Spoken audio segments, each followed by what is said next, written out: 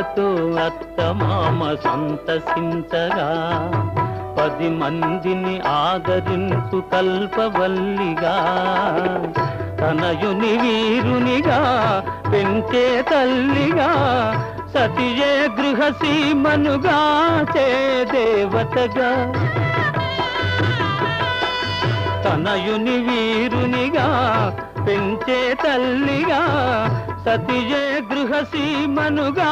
చే దేవతగా సృష్టించెను ఆ దేవుడు తన కుమారుగా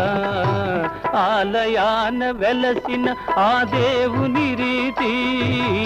ఇల్లాలే ఈ జగతికి జీవన జ్యోతి